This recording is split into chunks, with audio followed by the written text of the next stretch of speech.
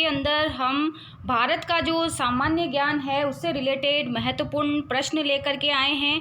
तो वैसे तो ये वीडियो सभी के लिए यूज़फुल होने वाली है, क्योंकि जो भी एग्ज़ाम आप देंगे उसमें आपको भारत का सामान्य ज्ञान जो है वो तो पूछा जाता ही है। तो सभी के लिए ये वीडियो जो है बहुत ही ज़्यादा यूज़फुल होने वाली है। लेकिन जो भी स्टूडेंट्स 9 जून को पीटीईटी का एग्ज़ाम देने वाले हैं, तो आपके जो भारत का सामान्य ज्ञान है उसमें भारत की वनस्पति और वन्य जीव वाला टॉपिक है। तो उसी से रिलेटेड हमारी आज की वीडियो है। बहुत ही अच्छी वीडियो है, बहुत ही अच्छे प्रश्न है। पूरी वीडियो देखना, एंड तक देखना, बिना स्किप करे देखना, तभी आपको अच्छी तरह से समझ में आएगा। और अगर इससे पहले वाली वीडियोज़ आपने नहीं देखी है तो वो भी हमारे चैनल में सारी वीडियोज़ है, उनको भी आप देख लें, क्योंकि हम आपके पूरे सिलेबस को कंप्लीट करते हुए वीडियोस बना रहे हैं और इनमें से आपको बहुत से प्रश्न देखने को मिलेंगे। ठीक है, तो आपकी तैयारी जो है आप वो कंटिन्यू रखें। तो चलिए शुरू करते हैं आज की वीडियो। लेकिन सबसे पहले आपसे रिक्वेस्ट है कि अगर आपने अभी तक हमारे चैनल को सब्सक्राइब नहीं किया है तो प्लीज़ सबसे पहले सब्सक्राइब ज़रूर कर लेना और बेल आइकन पर जाकर ऑल पर प्रेस ज़रूर करना, ताकि सबसे पहले वीडियो का नोटिफिकेशन आप तक पहुंच सके। और प्लीज़ वीडियो को एक बार ज़्यादा से ज़्यादा शेयर कर देना और अगर अच्छी लगे तो लाइक भी ज़रूर करना।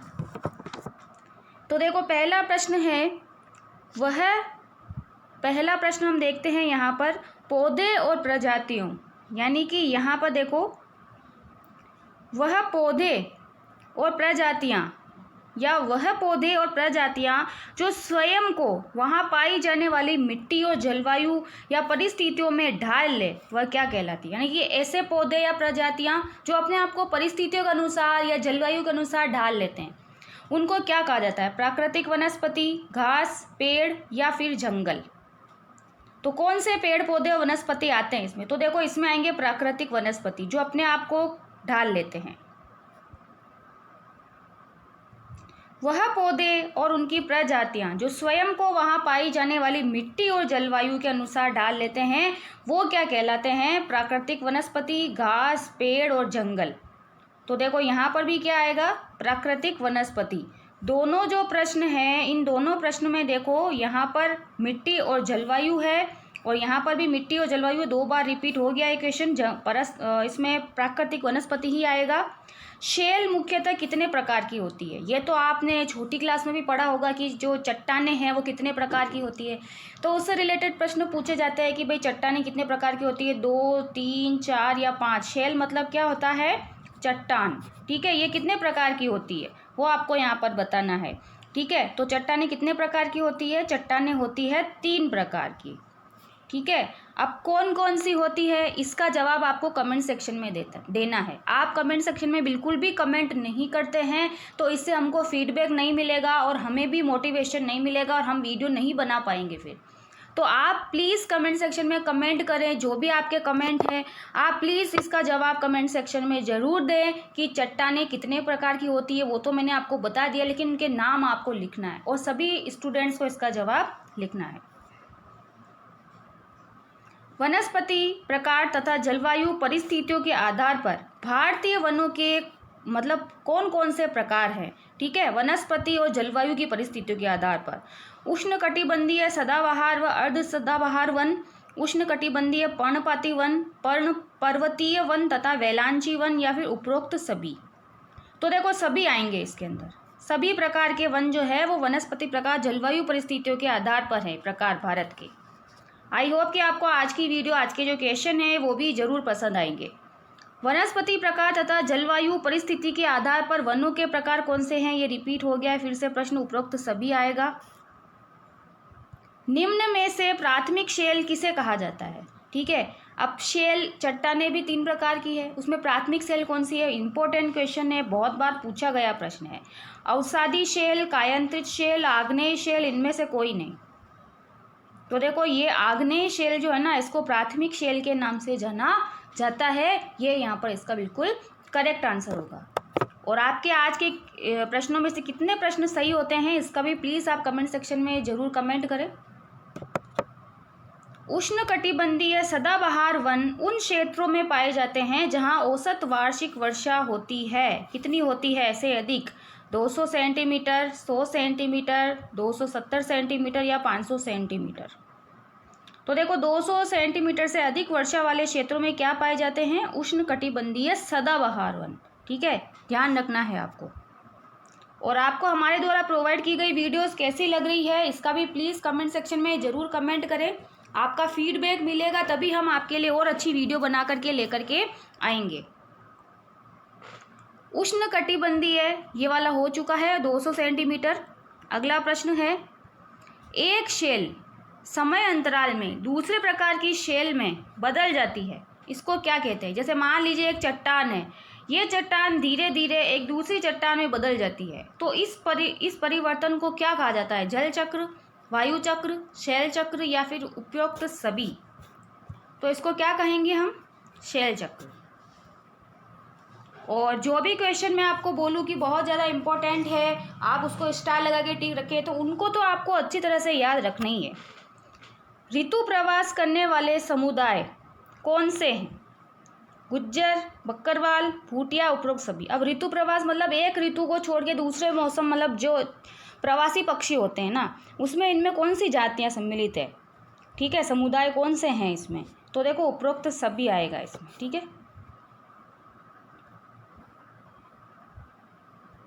उष्णकटिबंधीय सदाबहार वृक्षों की लंबाई उससे अधिक हो सकती है। कितने ऊंचे होते हैं पेड़? ये भी इम्पोर्टेंट क्वेश्चन है।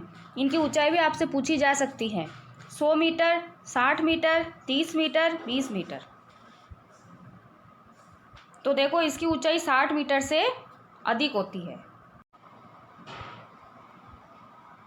अगला प्रश्न है, उष्णकटिबंधीय सदाबहार वनों की प्रजातियां कौन सी है? महोगनी, रोजवुड, एनी और एपनी या फिर उपरोक्त सभी? ये भी इम्पोर्टेंट क्वेश्चन है।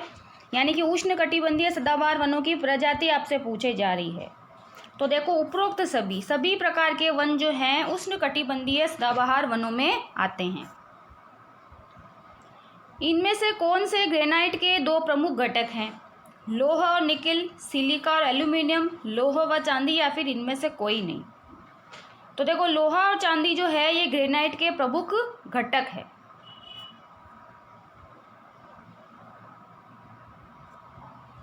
सदाबहार और आर्द्र पर्णपाती वनों के मिश्रित रूप को क्या कहा जाता है? ये भी इम्पोर्टेंट क्वेश्चन है। आज कुछ प्रश्न दोबारा रिपीट हो गए हैं, आप उनको अच्छी तरह से याद रखें। ठीक है, अर्ध सदाबहार वन, पर्णपाती वन, सदाबहार वन, कांटेदार वन।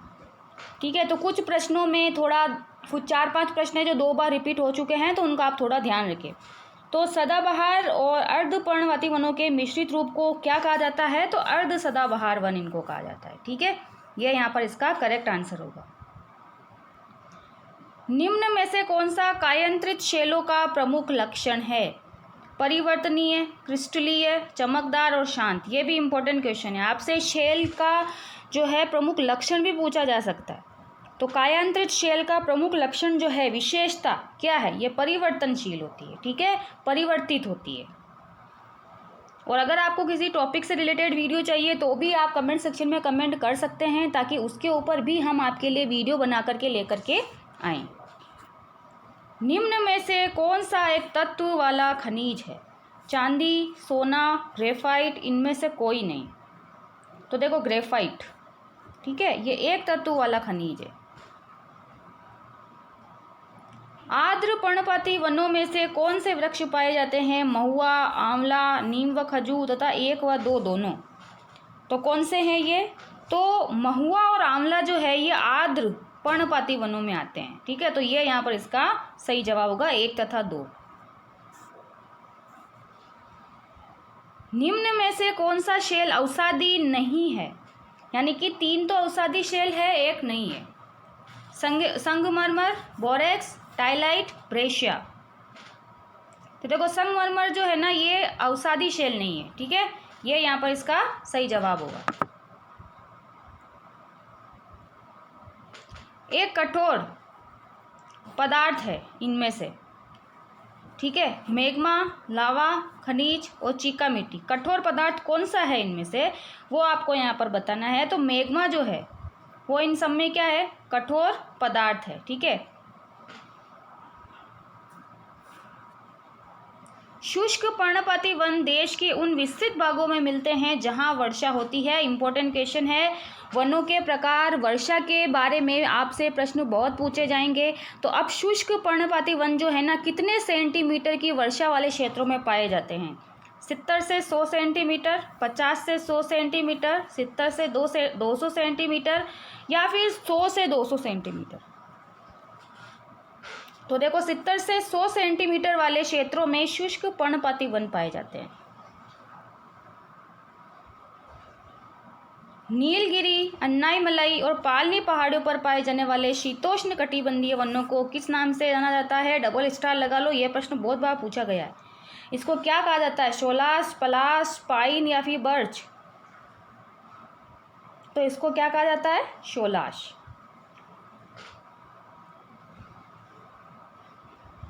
ग्रेनाइट चट्टान एक उदाहरण है। आग्नेय, परतदार, रूपांतरित या फिर इनमें से कोई नहीं? तो भाई ग्रेनाइट किसका प्रकार है? आग्नेय चट्टान।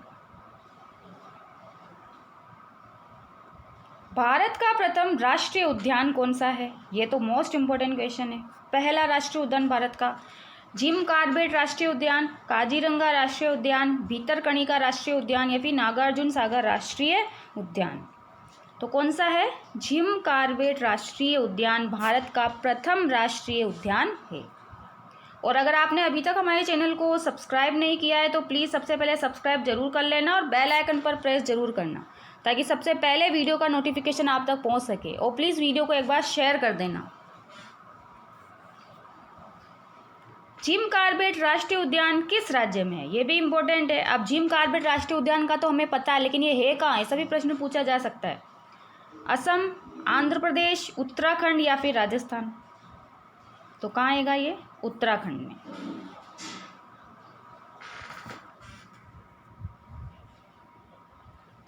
भारत में सर्वाधिक राष्ट्रीय उद्यान किस राज्य में है?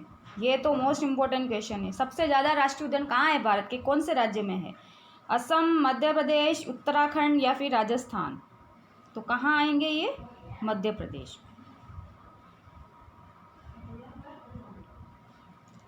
भारत में सर्वाधिक वन्य जीव अभ्यारण्य में है। कहाँ पर है वन्य जीव अभ्यारण्य सबसे ज़्यादा भारत में?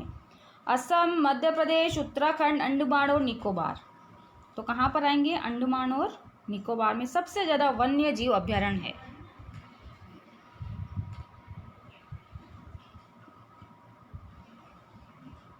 भारत में टाइगर स्टेट के नाम से किस राज्य को जाना जाता है? कर्नाटक, मध्य प्रदेश, उत्तराखंड या फिर पश्चिमी बंगाल?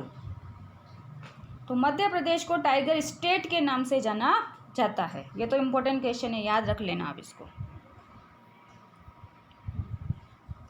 भारत का सबसे बड़ा बाघ अभ्यारण्य किस राज्य में है? सबसे ज़्यादा बड़ा बाघ अभ्यारण्य, यह भी इम्पोर्टेंट क्वेश्चन है। कहाँ पर है? कर्नाटक, मध्य प्रदेश, आंध्र प्रदेश, पश्चिमी बंगाल? तो कहाँ पर है? आंध्र प्रदेश में।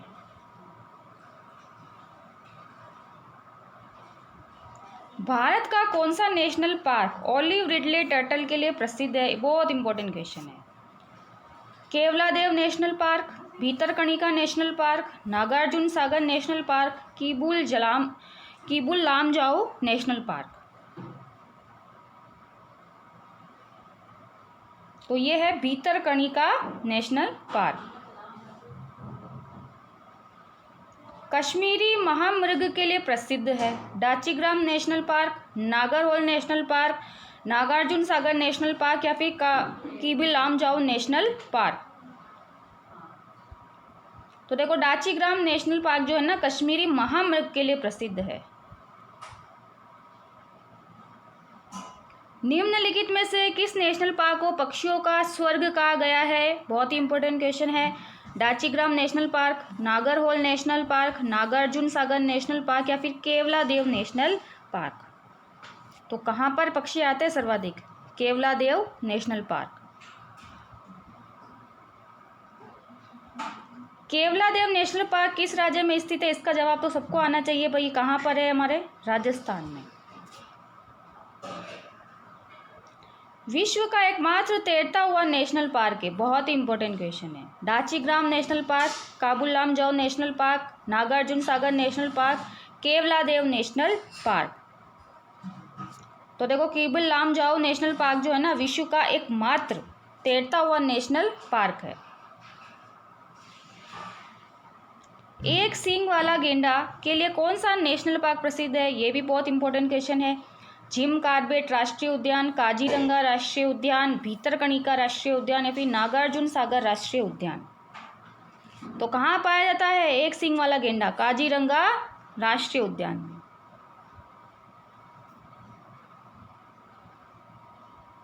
लाख बहाशी पक्षी विहार स्थित है, रायबरेली, प्रतापगढ़, कन्नौज या फिर दरभंगा? तो कन्नौज में है, ठीक है, ये यहाँ पर इसका करेक्ट आंसर होगा।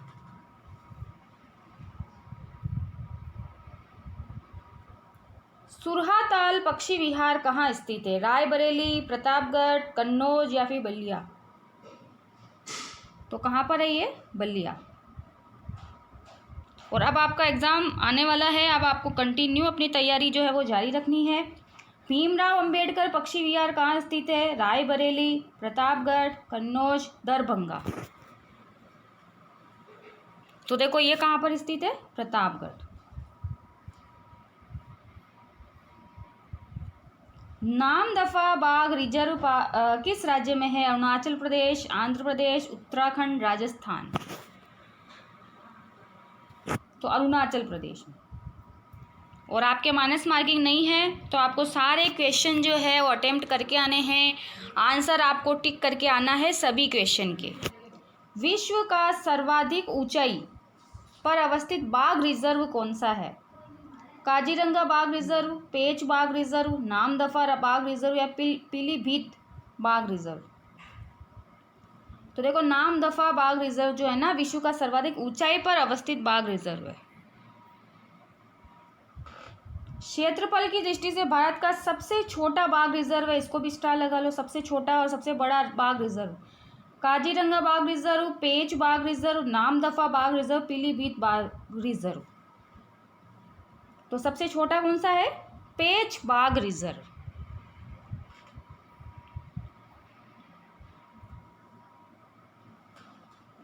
बांदीपुर बाघ रिजर्व किस राज्य में है?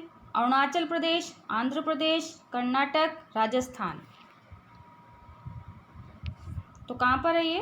कर्नाटक में। रणथंभौर बाघ रिजर्व किस राज्य में है? राजस्थान, आंध्र प्रदेश, कर्नाटक, राजस्थान? 2 बार आ गया ये। तो कहाँ पर है रणथंभौर बाघ रिजर्व? तो ये भी सबको आना चाहिए आंसर, राजस्थान में है।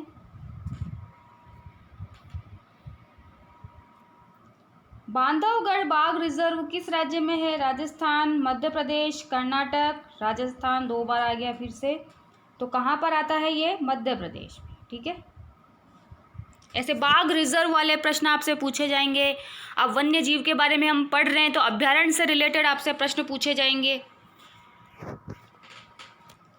पन्ना बाघ रिजर्व किस राज्य में है? राजस्थान, मध्य प्रदेश, कर्नाटक? तो ये भी कहाँ है? मध्य प्रदेश में। सबसे ज़्यादा मध्य प्रदेश का ही नाम आ रहा है इसमें, ठीक है। मध्य प्रदेश के बारे में आपको ज़्यादा पढ़ना है।